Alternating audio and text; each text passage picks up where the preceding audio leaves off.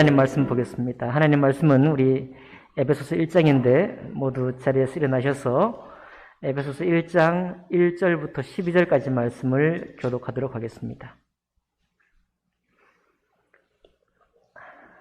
에베소서 1장은 신약 성경 310쪽 가량이 있습니다.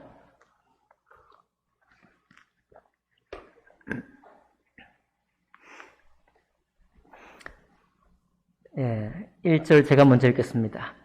하나님의 뜻으로 말미암아 그리스도 예수의 사도된 바울은 에베소에 있는 성도들과 그리스도 예수 안에 있는 신실한 자들에게 편지하노니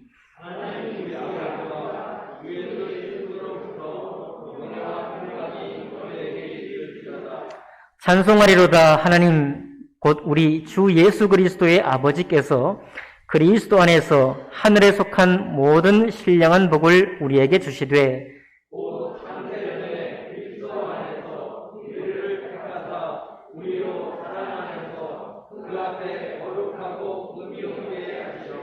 그 기쁘신 뜻대로 우리를 예정하사 예수 그리스도로 말미암아 자기의 아들들이 되게 하셨으니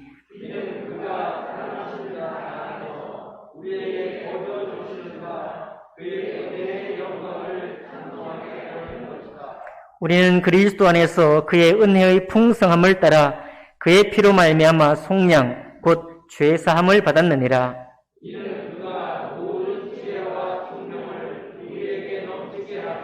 그 뜻의 비밀을 우리에게 알리신 것이요 그의 기뻐하심을 따라 그리스도 안에서 때가 참 경륜을 위하여 예정하신 것이니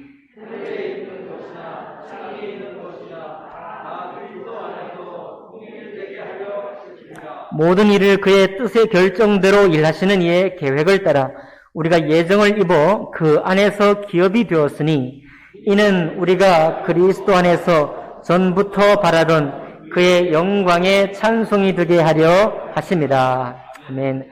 말씀과 예배를 위해 기도하겠습니다.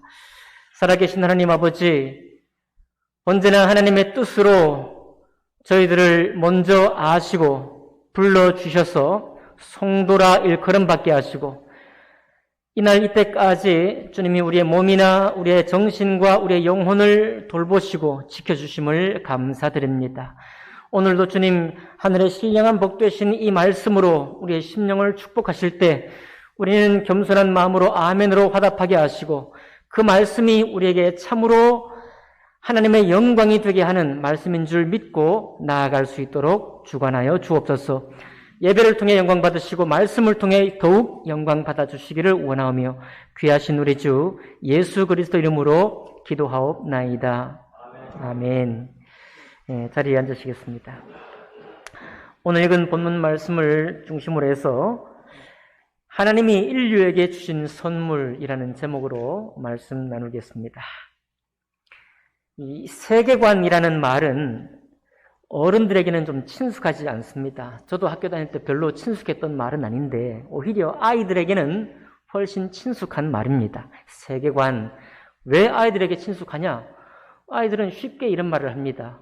세계관 최강자. 세계관 최강자.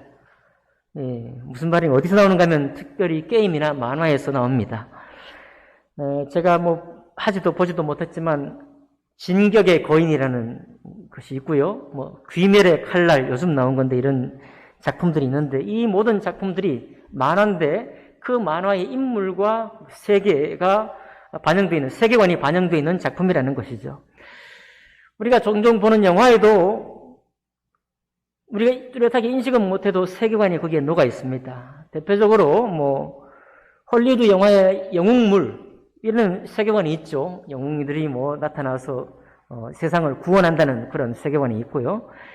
디즈니 영화 같은 경우에는 개인의 성장, 또 가족 중심의 그런 세계관을 우리에게 자주 보여줍니다. 세계가 무너져도 내 가족은 건져내야 된다. 세계가 재난당하는 중에 내 가족은 내가 책임진다. 이런 세계관이 나오는 것이죠.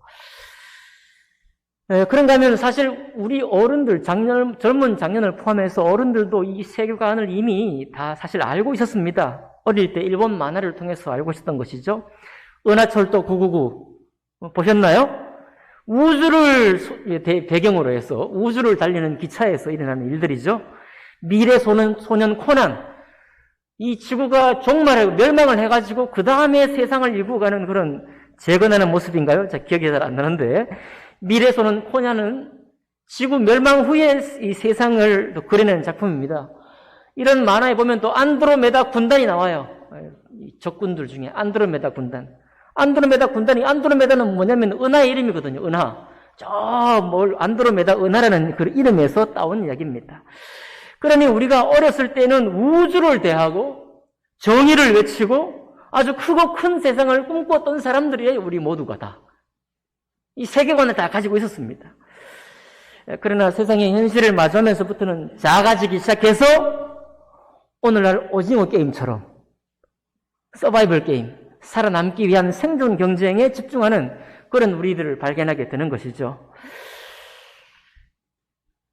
그래서 어린 아이들이나 청년 학생들을 대상으로 이 세계관 얘기하고 게임을 보고 동화를 보는 것, 저도 종종 그렇게 하지만 이것을 업신여기거나 무시하면 안 됩니다. 왜냐하면 현실이 승리하고 그 만화나 작품에서 보여주는 세계관이 동화적인 것이어서가 아니라 사실 하나님께서 여러분과 저에게 보여주는 세계관 자체가 너무나 큽니다.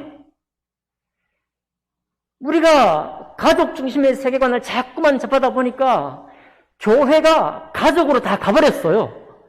하지만 하나님이 원래 우리에게 보여주신 세계는 창세전부터, 창세전. 이 세상을 창조하기 전부터 그려놓으셨던 하나님의 세계를 우리에게 보여주고 있는 것입니다.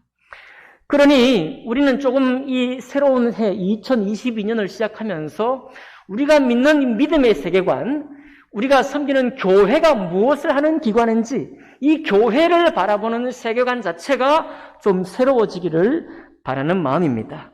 왜냐하면 하나님이 그런 세계관을 우리에게 허락하셨기 때문입니다.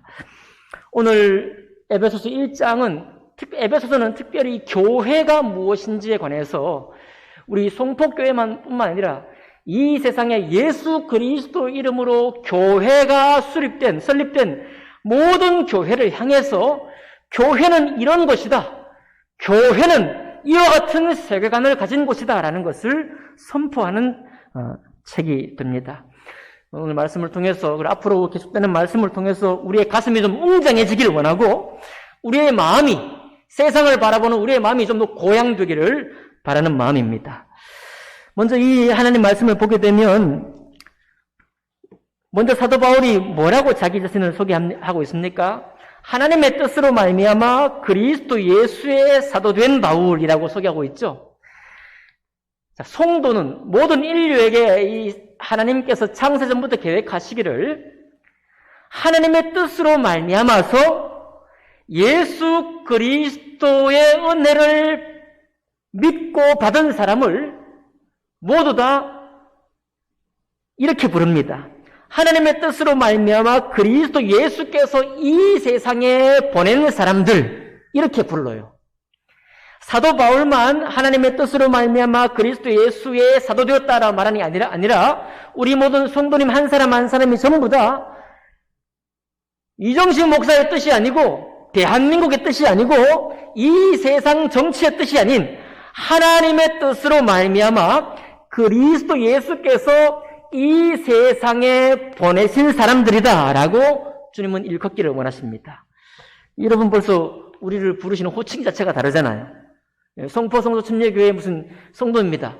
이것도 정상적이고 과하지만은 하나님이 여러분과 저를 부르시는 그 부르심 호칭이 바로 그렇다는 사실입니다. 그런 우리들에게 주님이 주신 게 뭐냐면 하나님 우리 아버지와 주 예수 그리스도로부터 은혜와 평강을 우리에게 주십니다. 여러분 추운 날씨에 여러 가지 몸도 좀 불편했고 치료도 받으시고 또 좀 불편한 몇 주간이 지나갔는데 그러나 그 불편한 몇 주간에도 우리의 고백이 뭡니까? 하나님의 은혜와 평강이 내 삶 속에 계셨다. 하나님이 나의 연약한 기도에도 주님 들어 응답해 주셨다. 또 지금 응답해 주지 않으셨을지도 주님이 응답해 주실 것이다.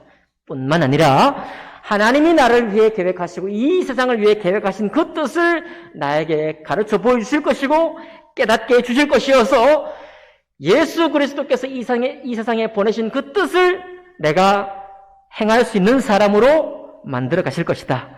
우리는 그렇게 고백할 수 있습니다.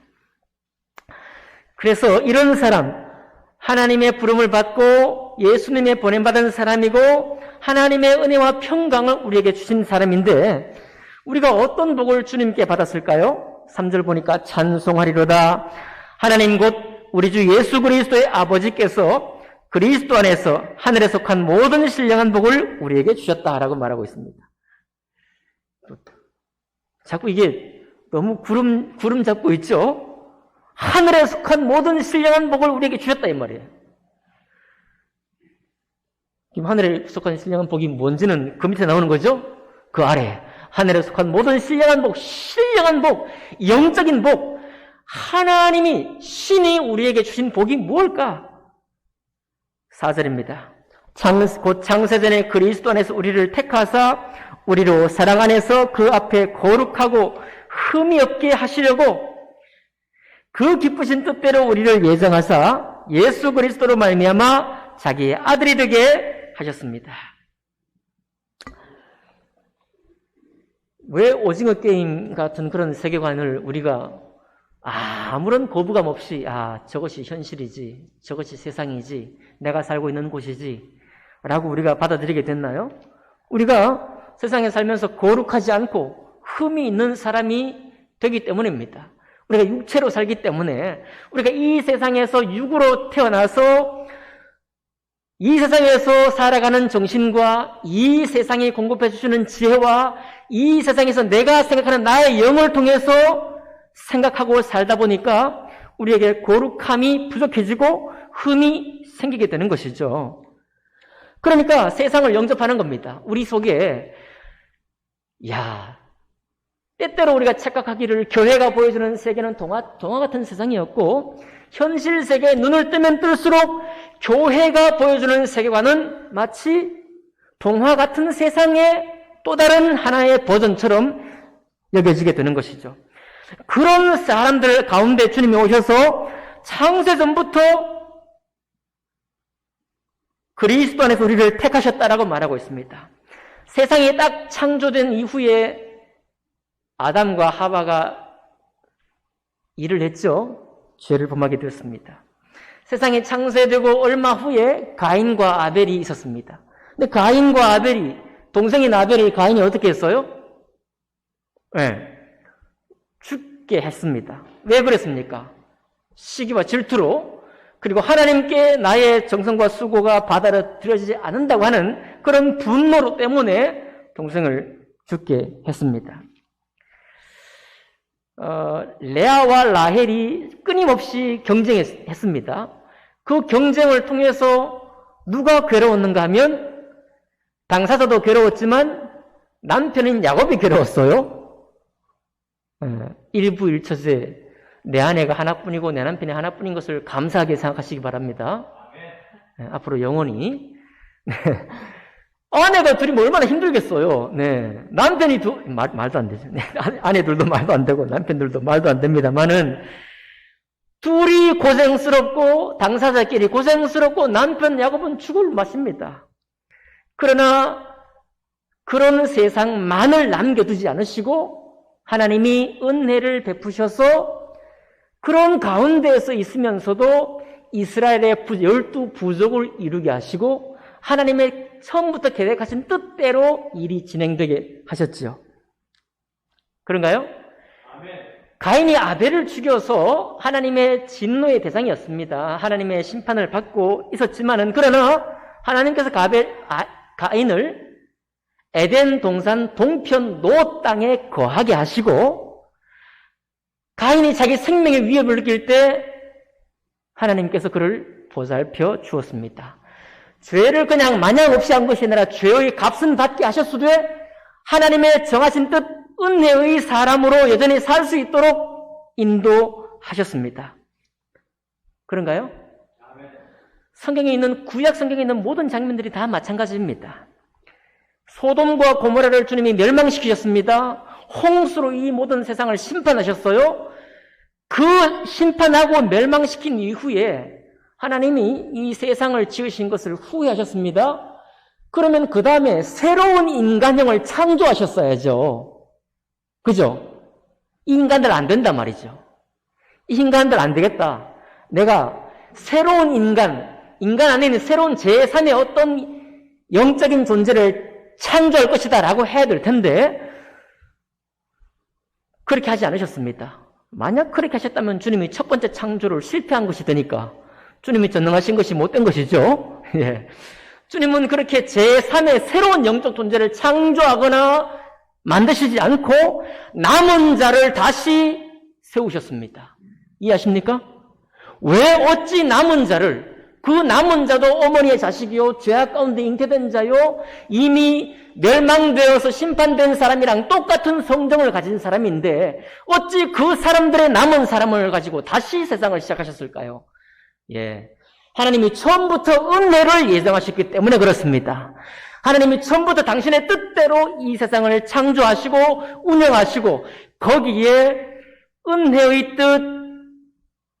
뜻뿐만 아니라 죽이고 시기하고 질투하고 고생스럽게 서로를 향해 차별이 많은 세상에 우리를 살게 하셨는데 차별 없는 세상을 만들어주겠다고 하신 것이 아니라 차별받으면서 괴로워하는 사람들 가운데에서 하나님의 놀라운 거룩함과 은혜를 우리에게 주셔서 찬송이 되게 하시고 풍성한 삶을 살게 하시려고 이 땅을 계획하셨습니다. 바로 그 축복을 먼저 누가 누리느냐? 세상 사람들은 오늘 말씀의 제목이 하나님이 인류에게 주신 선물이라고 했습니다. 하나님은 창세전부터 그리스도를 예정하셨기 때문에 누구만 축복하신 거예요? 특별한 사람만 축복하셨나요? 아닙니다. 사람이 태어나기도 전에 창조되기 전부터 주님이 이 비전을 가지고 세상을 창조했다는 말은 전 인류를 축복하시기 위해서 예수 그리스도를 미리 예정하셨다는 말이에요. 아멘. 신학적으로 좀 문제가 있을 것 같습니까? 아니에요. 인류를 그렇게 축복하셨습니다. 그러면 우리는 어떤 사람이냐? 하나님이 그렇게 은혜로 이렇게 이 세상을 운영하시고 축복하신다는 것을 믿고 주님의 은혜를 영접하고 당신의 사람이 먼저 된 사람인 것입니다. 그 축복을 내가 먼저 누리고 있는 사람인 거예요. 세상 사람들은 누굽니까? 창세전부터 계획된 그 은혜가 이미 선포되었음에도 불구하고 차별이 있는 세상, 혹독한 세상, 내혹한 세상에서 왜 이렇게 나는 복이 없을까? 은혜가 없을까? 하고 괴로워하면서 사는 사람들이에요. 그러니까 차별과 괴로움을 가지고 세상이 줄 수 있는 위로만 가지고 위로받는 사람이 세상 사람들이고 성도는 누굽니까? 하나님의 은혜. 이렇게도 오징어 게임 같은 세상이 항상 벌어지고 그 속에 나도 참여하고 있고 나도 때로는 죄악을 범하고 있지만 우리 안에 놀라운 은혜를 주셔서 사랑 안에서 그 앞에 하나님 앞에 거룩하고 흠이 없도록 우리를 불러주신 사람이에요. 지난 수요일에도 말씀드렸지만 세상 사람들은 그래서 죄의 짐에서 헤어날 수가 없습니다. 죄의 짐에서 헤어날 수 없단 말은 점점 더 현실 속에 사는 사람이 되어갑니다.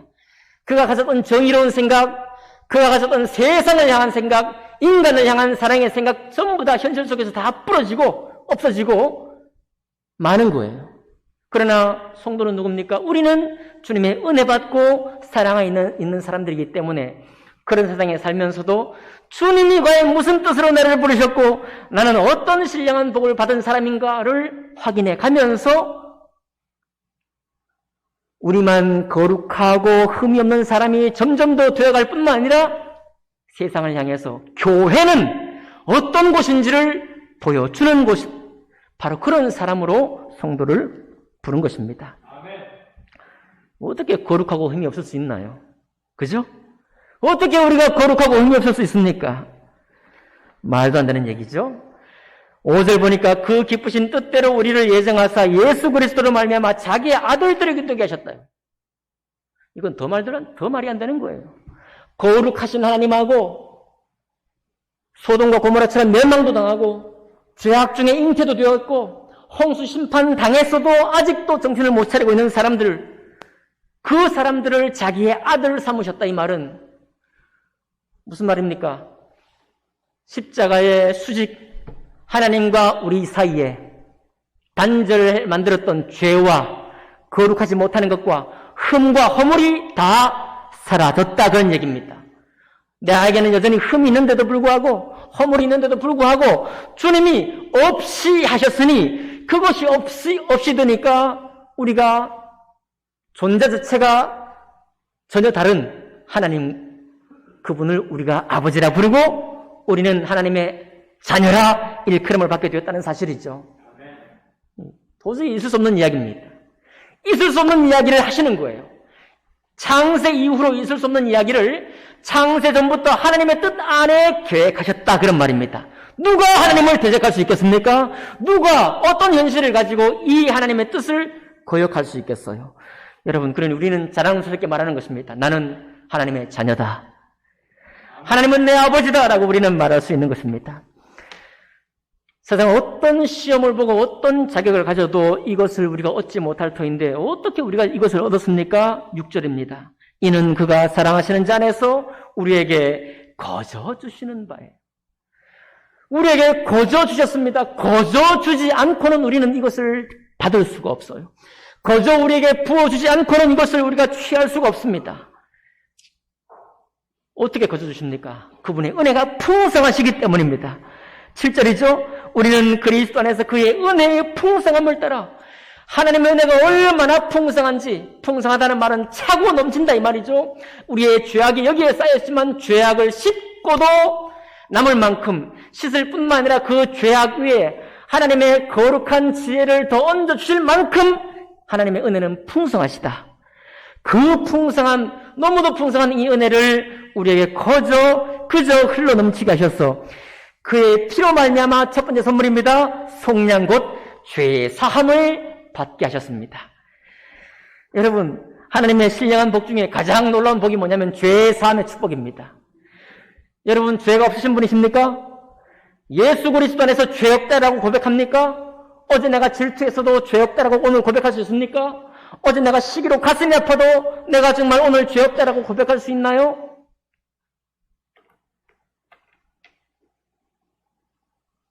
유대인들은 구약 수천 년 동안 이방인들을 멸시했습니다. 차별을 뒀죠. 구약이 이미 그렇게 말하라고 차별을 두라고 했기 때문에 그렇게 차별을 뒀습니다. 어찌 이방인이 하나님의 권속이 될 수 있습니까? 어찌 하나님의 자녀의 자리에 나올 수 있습니까? 없는 거예요.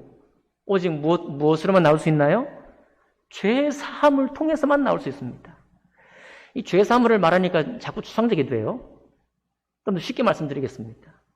여기 여당을 지지하는 사람이 있고 야당을 지지하는 사람이 있어요. 좀 잠이 좀 깨죠?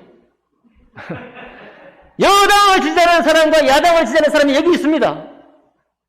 서로 논쟁이 벌어진다면 교회 안 나올 수도 있어요. 교회 안 나올 수도 있어.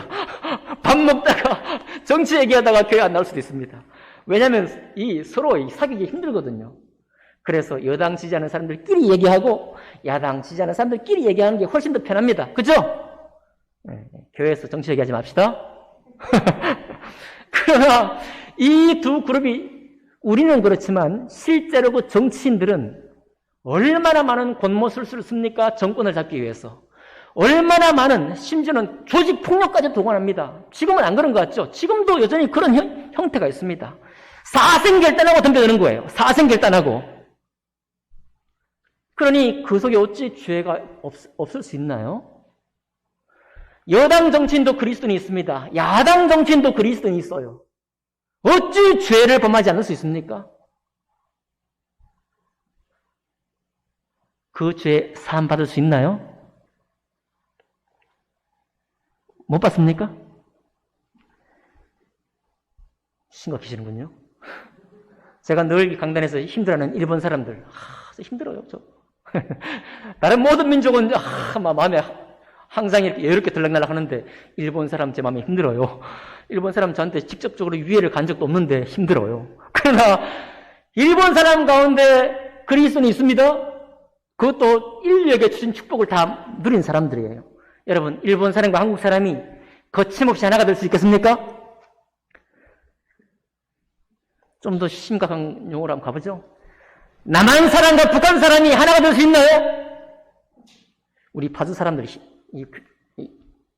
고향 사람들, 힘들어요. 우리 삐라를 뭐 많이 듣고, 어릴 때부터 대남 방송 듣고 살아가지고, 힘듭니다. 북한에 그리스도인이 있나요? 우리 한국에 그리스도인이 있죠? 자, 그러면 그리스도인끼리만 하나가 되나요? 제목입니다. 하나님이 인류에게 주신 선물입니다. 그러니 정치적으로 잘 따져야 되겠죠. 우리가 이거 속다가는 삼킴이 되니까, 그죠? 속으면 삼킴이 되니까 안 돼요. 속지도 말아야 되죠. 경계도 해야 되죠. 전쟁에 나면 이겨야 되죠. 이런 거 다 가지고 있는 채로서 그들을 하나님의 형상 따라 창조된 사람으로, 백성으로 인정하지 않고 끝까지 차별한다면 그건 죄입니다. 죄예요, 죄. 하나님 우리에게 무엇을 허락하셨는가 하면 차이를 허락하십니다. 차이. 민족의 차이를 허락하시고, 재산의 유무의 차이를 허락하시고, 학력의 차이를 허락하시고, 도시와 시골의 차이를 허락하십니다. 모든 차이는 이 땅에 있는 거예요. 그 차이 때문에 서러움도 있습니다. 눈물도 있습니다. 그러나 그 차이를 차별로 바꾸는 순간 그것은 죄입니다. 하나님은 모든 차이를 인정하셔요. 맞나요? 가델과 아인의 차이를 인정하십니다. 레아와 라헬의 차이를 인정하셔요.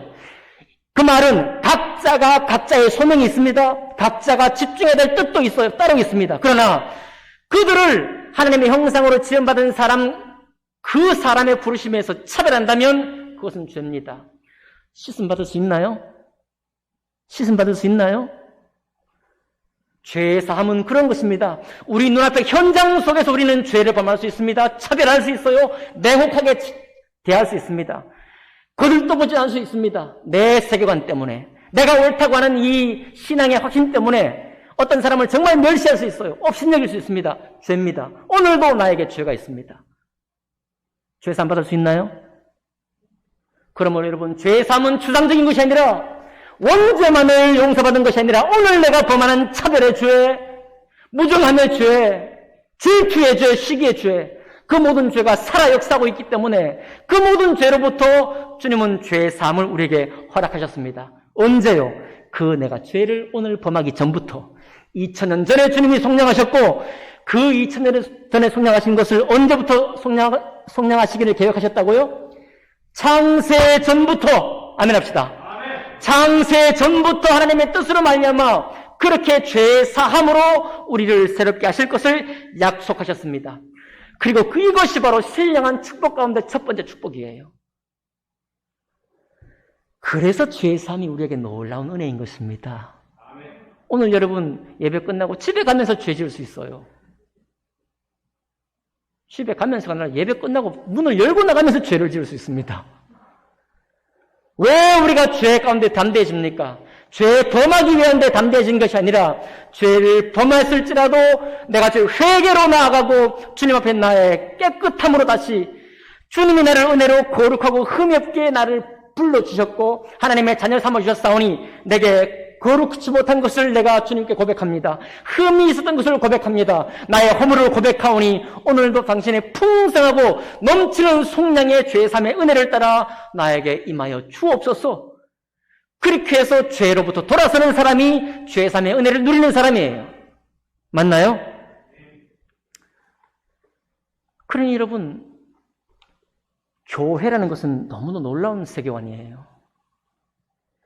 제 친구가 최근에 암으로 세상을 떠났습니다. 그 친구는 가톨릭 신자예요.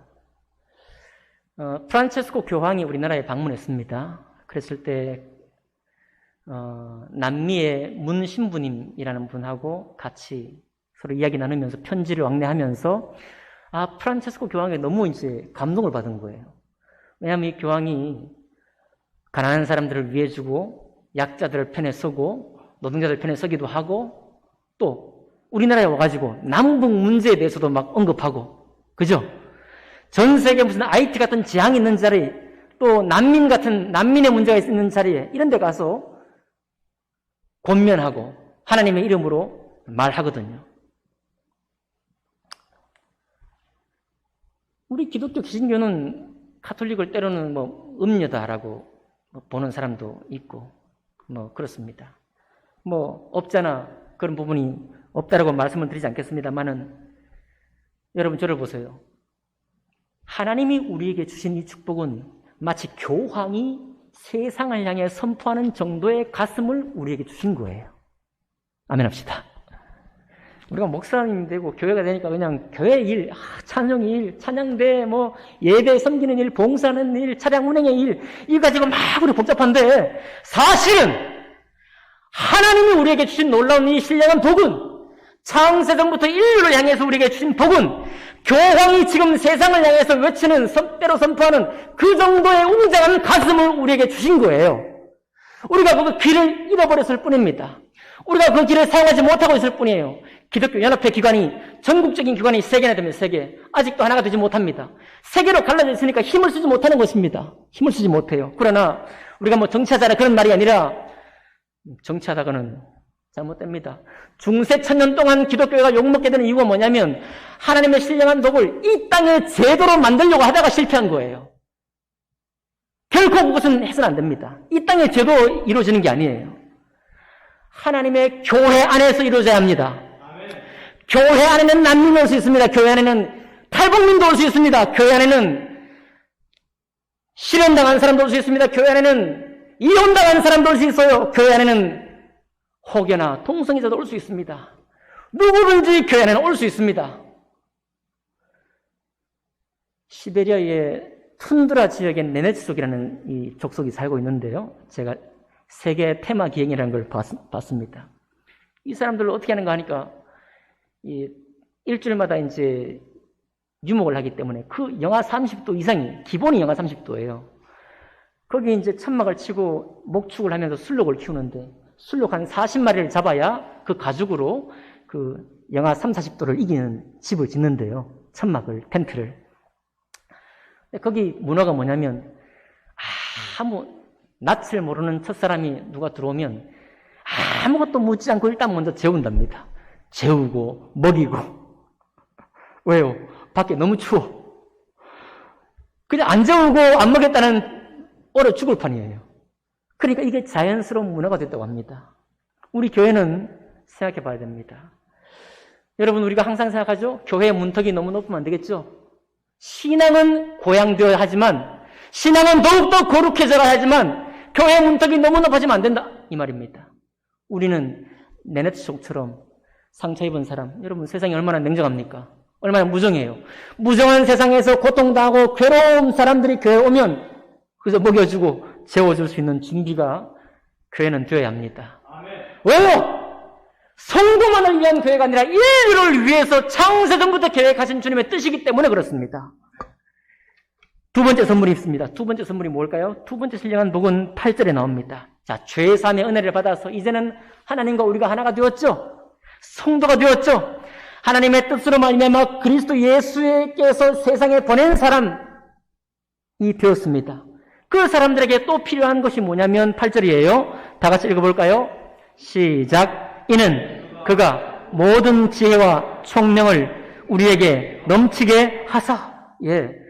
두 번째 축복이 신령한 복이 뭐냐면 모든 지혜와 총명을 우리에게 넘치게 하셨다 이 말입니다.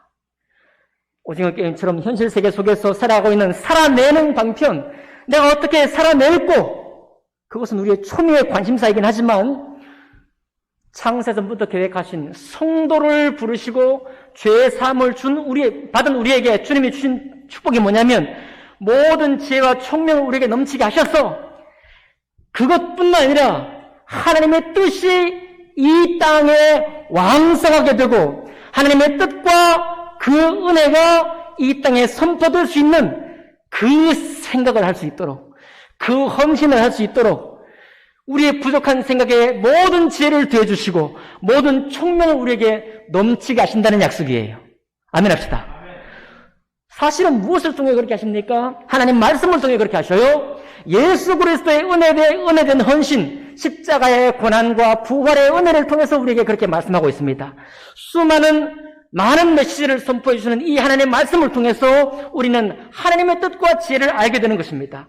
그 뜻과 지혜를 가지고 우리가 이 땅에 살면서 하나님의 지혜, 하나님의 총명을 우리에게 넘치도록 하셔서 9절입니다. 그 뜻의 비밀을 우리에게 알리신 것이요. 하나님의 그 뜻의 비밀을 우리에게 알려주셨고 그의 기뻐하심을 따라 그리스도 안에서 때가 찬 경륜을 위하여 예정하신 것이니 라고 말했습니다. 그리고 도대체 그런 세상이 어떤 세상이냐 하니까 10절에 나와 있죠. 하늘에 있는 것이나 땅에 있는 것이 다 그리스도 안에서 통일되게 하려 하심이라. 다시 묻습니다. 여기 여당파, 야당파 있습니다. 맞나요? 손 들지 마시고 있습니다. 여기 북한은 여전히 북괴야 이런 분도 계시고 북한을 끌어안아야 돼 이런 분도 계실 것입니다. 일본 외놈 뗀놈 다 그냥 용서 못해 이런 사람이 치가 떨린다고 하는 사람도 있을 것이고 아닌 사람도 있을 거예요. 여러분 기억하십시오. 하나님이 어떤 일을 하셨느냐? 하늘에 있는 것과 땅에 있는 것을 통일하셨습니다. 누구 안에서? 그리스도 안에서요. 제가 지금 말씀드린 세 가지 이 대립은 모두 다 땅에 있는 일입니다. 남한과 북한도 우리 70년사 현대사에 있는 일이고요. 일본 놈하고는 한 100년 상관에 물론 옛날 조선시대부터 깔짝깔짝 됐기 때문에 화가 나지만은 어쨌든 일본은 그렇습니다. 여당과 야당은 뭐 이것도 한 50년, 한 70년 됐나요? 네. 뭐 일본 일제 때에도 있었으니까 이것도 한 70년 됐습니다.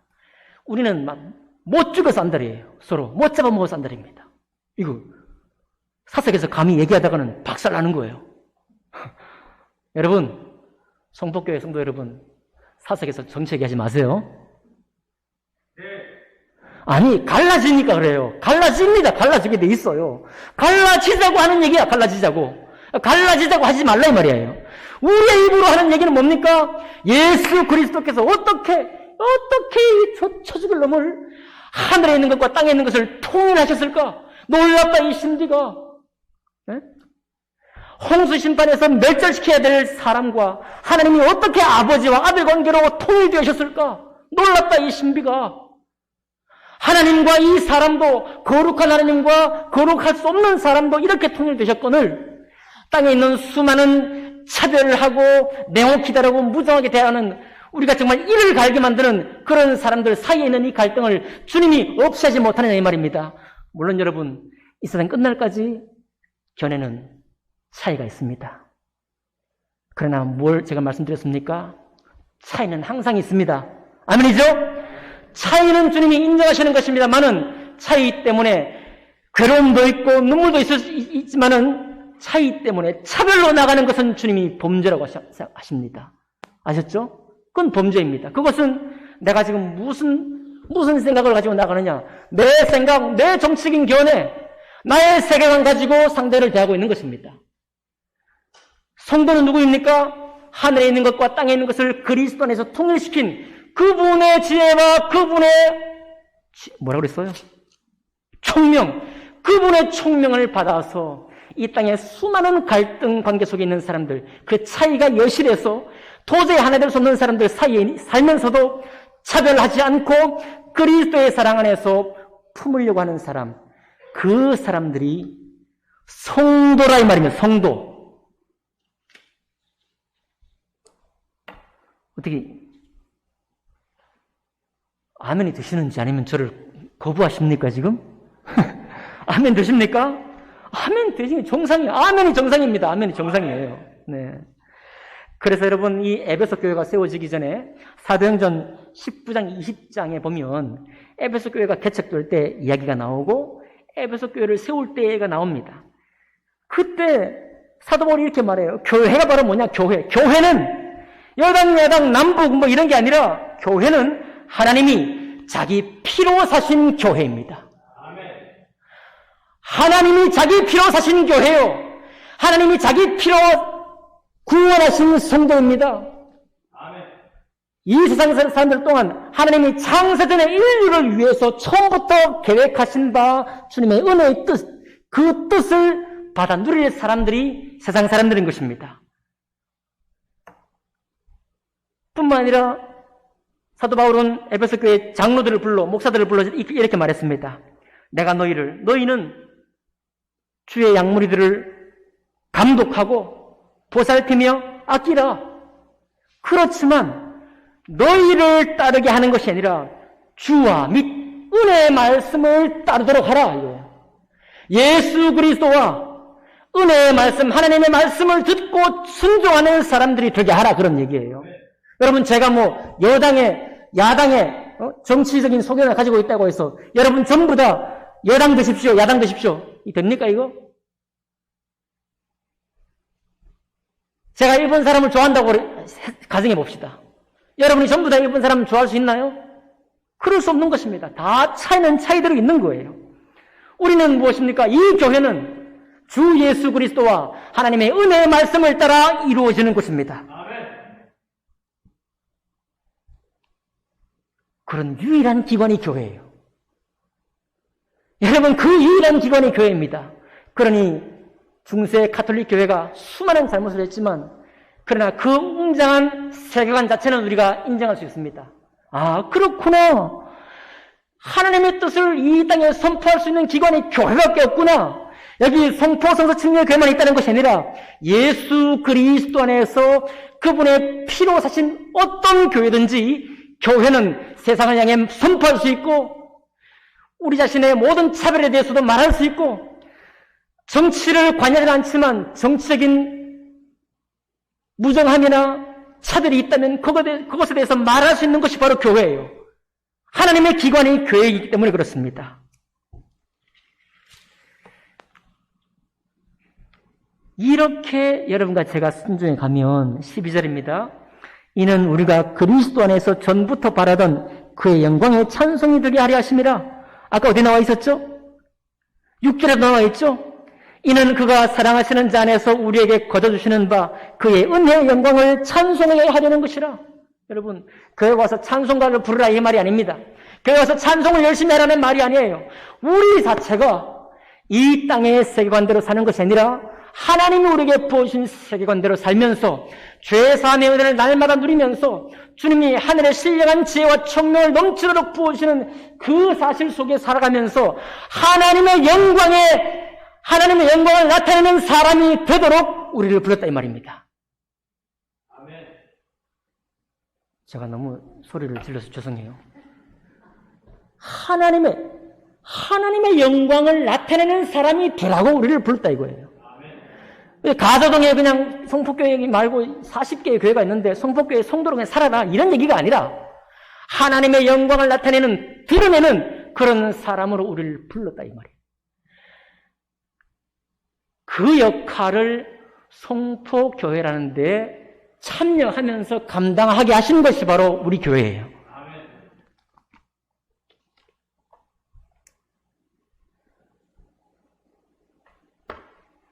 말씀을 마칩니다. 어마어마한 부르심입니다. 중세 천년에 이 부르심을 이 세상에 조직적으로 제도적으로 만들려고 했다가 완전히 망가진 게 중세교회고요. 지금 현재 기독교회 500년, 600년 되어 갑니다. 우리 기독교회는 그 교회를 비판하면서 살다가 자기 교회만 아는 교회가 많이 되어 왔습니다. 네. 가족 중심의 세계관을 자꾸만 강화시키는 곳이 교회가 되어 왔어요. 여러분, 우리는 하나님의 가족입니다. 다시 말씀드립니다. 하나님의 이 뜻은 창세 전에 계획하신 거예요. 아멘입니까? 창세 전에, 죄를 범하기 전에, 민족과 민족이 갈라지기도 전에, 여자가 갈라지기도 전에 계획하신 것입니다.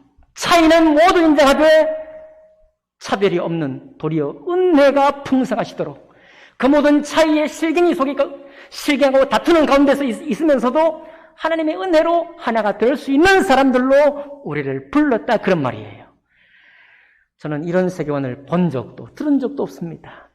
이런 세계관이 있다는 사실을 누가 가르쳐 준 적도 없습니다. 누구에게 배우나요? 하나님 아버지.